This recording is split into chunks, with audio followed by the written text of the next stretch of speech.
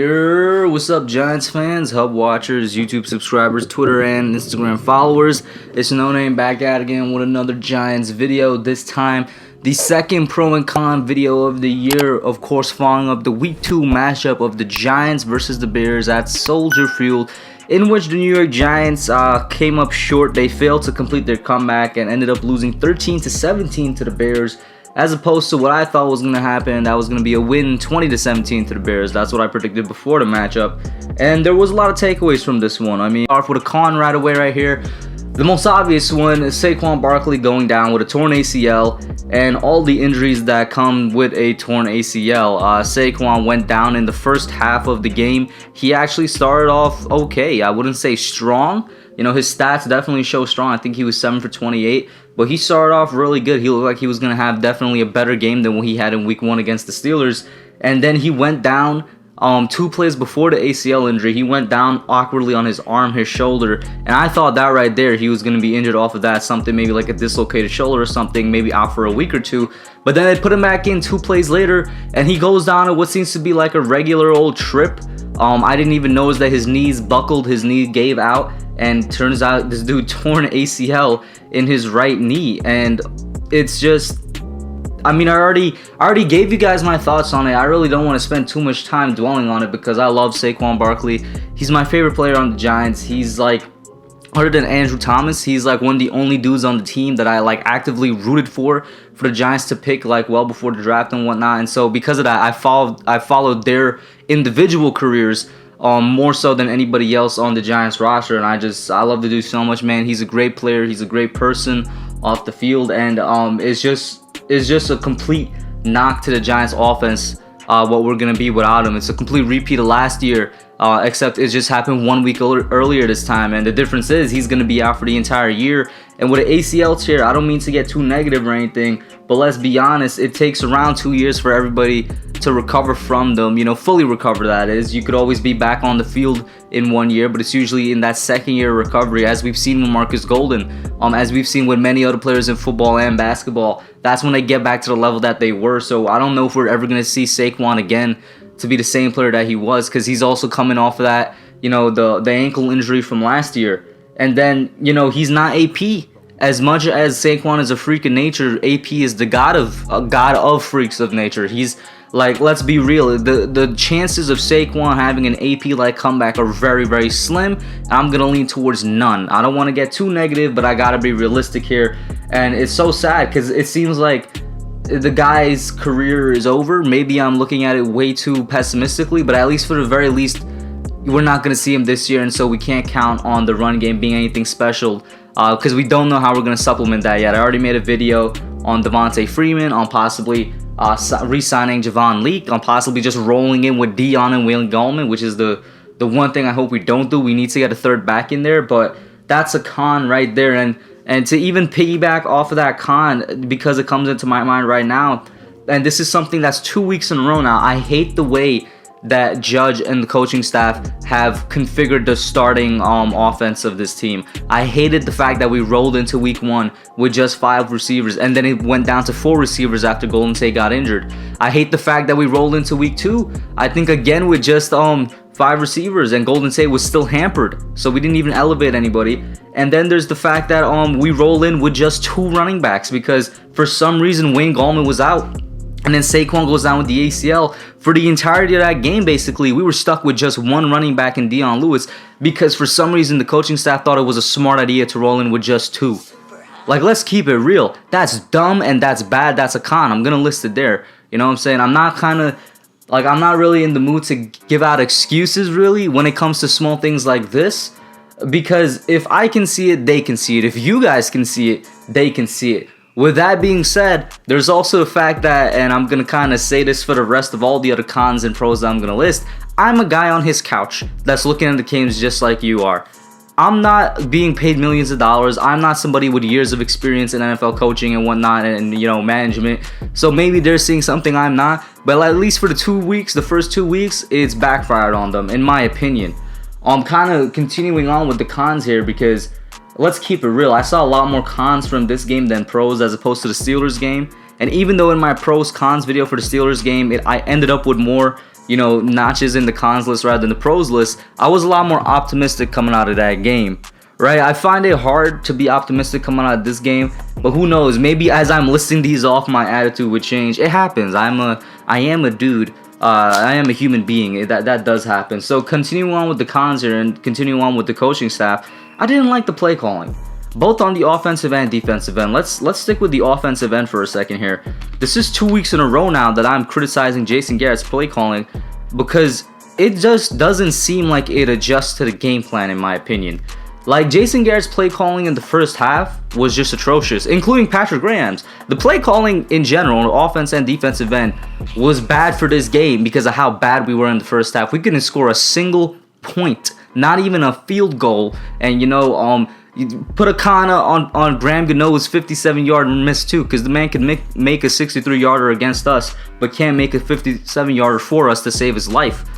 But that's not even what we're here to talk about right now. Jason Garrett and his offense, something has to change. This is 2 weeks in a row now where the Giants haven't cracked 20 points. And this is 1 week where we actually decreased the amount that we scored from the previous. And they just seem to be terrible in red zone offense. And not just red zone offense, because that's what kind of killed us in the second half because we were driving. But the first half, it was just driving in general. They couldn't move the ball. And it's crazy because even when Saquon went out, I would expect the run game to get going somehow, some way. Dion Lewis struggled. He's not a Saquon Barkley, but I would expect us to get some type of push. You know what I'm saying? It just seems like this offense can't move the ball down the field. It's crazy because when Saquon went down is when they started really hammering the rock, which made no sense. It kind of reminded me of Pat Shurmur. Shurmur didn't use Saquon that much, and when he was out of the game, he seemed very content to use whoever the backup was. It's the same thing this game. We didn't really use Saquon that much, and then when Saquon goes out, all of a sudden we're pounding the rock, and we can't even get it moving when we're pounding the rock. Put a con in Daniel Jones as well.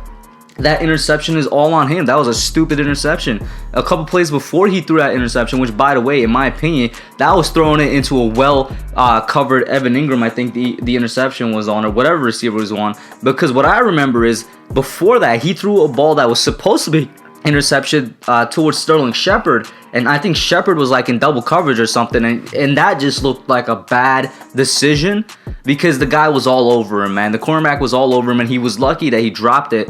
Next thing you know, a couple plays later, he almost does the same thing, except this time the defensive back comes away with it. And then we talk about the pick six, which I'm not putting on Jones because that's a very Eli Manning-esque pick six. And what I mean by that is the ball was popped up into the air, if I remember correctly. The Bears got the interception and they ran it back. That's just something that happens to Giants quarterbacks, man. The ball gets popped into the air and it always goes to the other team for some reason. So con there on the play calling, and if I'm going to say a little bit on the defensive play calling, obviously they let up 17 points in the first half, but then they kind of made a resurgence. The defense and Patrick Graham made a resurgence in the second, completely shut out the Bears. I'm still going to give them a con though because this run defense is not good. All right, this run defense, despite all the assets we have on that front line, is not as good as it should be. And I know the stats are going to look skewed because Montgomery, I think he had like 82 yards on us. That was all on the last drive though. But that's a problem. You can't hold them down for like 90% of the game. You got to hold them down for 100% of the game. Because of the fact that the defense allowed David Montgomery to completely gash them in like the fourth quarter, and on that last Bears drive, it just seemed like the dude got whatever he wanted. I remember it was a 1st and 25 at one point. Montgomery ran for like 22 yards. It was like a 2nd and 3. It's crazy. The run defense kind of, I don't know if that was by design or whatever, but that's a con. They kind of just let David Montgomery run all over them in the fourth quarter, and that really chewed up a lot of clock and took a lot of time off from Daniel Jones. And speaking of clock, popping into my head once again, time management, and I want to say, gonna reiterate this point, I'm not being paid millions to do this job, but I'm gonna question the fact that Joe Judge used all 3 of his timeouts before the 2-minute warning.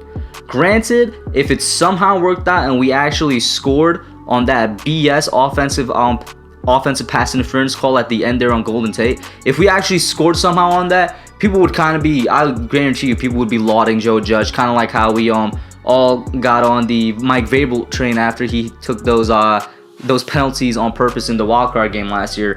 But it didn't work out, and so I'm gonna give you the con, Joe Judge. I never really understood from the point that he used that final timeout. I don't get why we entered the 2-minute warning with 0 timeouts. We could have still had around 2 minutes or maybe 1 minute 40 seconds or something, in the game left to try and score, but we would have had at least one timeout to go with it. Could have used that and somehow try to get something going, but it didn't happen, and so that's going to be a con right there.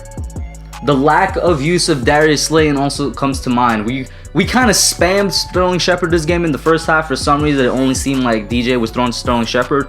Once again, there's no way of truly knowing if that's on Daniel Jones or on Jason Garrett. Either way, I already have both of them up here on the cons list, so it's it's gonna go to both of them. I don't know why we spammed Sterling Shepard so much, and then he eventually came down with turf toe, so put that up as a con. Another injury alongside Barkley is Sterling Shepard's turf toe. He's out for maybe 3 or 4 weeks or something like that. We're down another receiver. Why didn't we use Darius Slayton? The man finished with 3 receptions, I think 33 yards or something like that. He maybe had like 5 or 6 targets. I didn't get that. The dude is our #1 receiver, whether you like it or not, whether Giants fans want to admit it or not. You can't target him less than 10 times. You can't make him get the ball only 3 times in a game. And then Evan Ingram would have made the cons list if he didn't low-key come up clutch at the end there, but Evan Ingram is still on thin ice with me. I mean, I still want him gone, but we should have used Darius Slayton more. And I'm 11 minutes in on this video, and it looks like I only have cons to say, but I'm going to shift to the pros now, and there are some. First and foremost, James Bradberry is worth every single penny that we gave this man. He had possibly the best game of his career, and it was very quiet. A lot of people don't notice. James Bradberry graded out as one of the best cornerbacks by PFF this week. Of course, you talk about the completion percentage when Trubisky threw to him, and he really did kind of lock Allen Robinson up. The one thing people don't realize, that Julian Love pick, which is really good on the Giants defense as a whole, the pressure getting Trubisky and Bradberry actually deflecting the pass that knocked it up into the air for Julian Love to pick off. And then probably the most beautiful pick I've ever seen in my life. I didn't even realize it was a pick when I saw it. On Allen Robinson, where James Bradberry, I keep saying it, he's a knockdown corner, right? He's a corner that knocks down passes. He's not really a guy that gets picks. That's what he was trying to do there. He was trying to get his hand in between Robinson's hands, Robinson's face, and the ball and knock it away, but he just kind of cradled the ball and came down with it, and in the most like smooth interception I've ever saw in my life. Amazing. James Bradberry was by far our best player, whether on offense or defense this game. Dude is just worth every penny. He's on the pro list, man. The Giants defense, while I criticize the defensive play calling and their run defense, their pass rush gets a plus for me.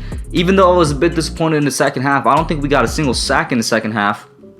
But we got like 3 or 4 in the first. Blake Martinez, Lorenzo Carter, Kyler Fackrell, BJ Hill. 4 sacks from the Giants defense. That's 6 on the year. The pass rush is actually doing really nicely. I was talking about how the run defense is disappointing. Well, they seem to be paying off those big guys, or not necessarily big guys, but guys that we thought would be effective in the run game. They're paying off in the pass rushing game, and they did get pressure on Trubisky. Once again, though, I'm not sure if we got a sack in the second half. If we did, it was probably that Blake Martinez one, but the pass rush kind of disappeared in that second half. And shout out to the Giants defense as a whole, by the way. According to Football Outsiders, in terms of defensive efficiency rating, the Giants are currently 7th in the league, top 10 in defensive efficiency rating. According to Football Outsiders, we're also top 10 in overall defense at number 6. We are top 5 in pass defense at number 5. And top 15 in run defense at number 14. Of course, once again, this is by Football Outsiders. If you go to a place like ESPN, for example, in total defensive standings for 2020, somehow, someway, the Giants are 4th overall. So, I mean, it varies wherever you go, but the fact is we're top 10, top 5 in some places. That deserves recognition, even though it is 2 weeks into the season. The defense as a whole is doing really good, and shout out to them. They're surprising everybody. We need to give them praise for that. Another person we need to give praise to, somebody that was on my pros list week 1, makes it again this week, Andrew Thomas. This dude is 100% our franchise left tackle. He handled himself against TJ Watt and Bud Dupree. He handled himself against Robert Quinn and Khalil Mack this game. Because let's keep it real. Other than that one play, which is both equally on him and Daniel Jones, where Robert Quinn came around and strip sacked Daniel Jones. I say it's both on him and Daniel because he completely gave up the lane there to Quinn. Quinn came around with speed, but DJ didn't have any type of pocket presence, pocket awareness, and then it was kind of a repeat of last year when Khalil got the sack on him and stripped him. So it's both on them. Other than that, Andrew Thomas was a stalwart once again out there, really held the Bears pass rush in check, and even a little bit, I'm going to give props to Cam Fleming, not necessarily put him up on the pros list, but give props to him because he also helped to hold that pass rushing duo in check. The Giants O-line, at least in pass protection, is still good. So that's very nice to see as well. And the final pro I'm going to give out for this episode, and it's already gone on really long, I didn't expect it to be more than 15 minutes, is going to be the energy. This, unlike Pittsburgh, was a game that I felt the Giants stuck all the way through the end and fought through. I already gave my reasons in my videos on Pittsburgh, so go check that out as to why I believe they didn't fight to the end. But this team 100% fought to the end in this game. It's very much shown in the fact that they almost had a comeback win.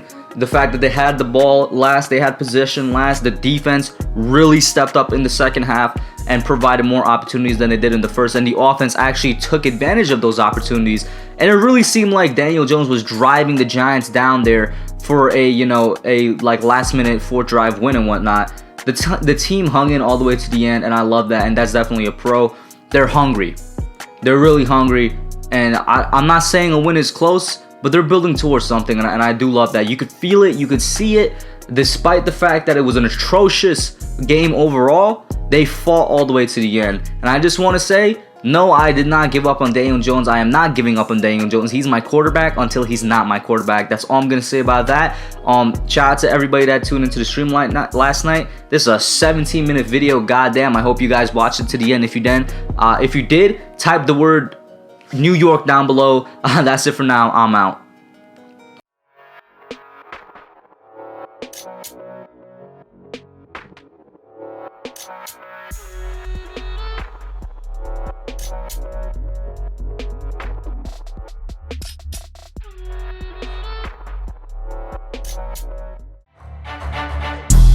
Thanks for watching. Don't forget to like, comment, subscribe, and share. I'll catch y'all in the next one.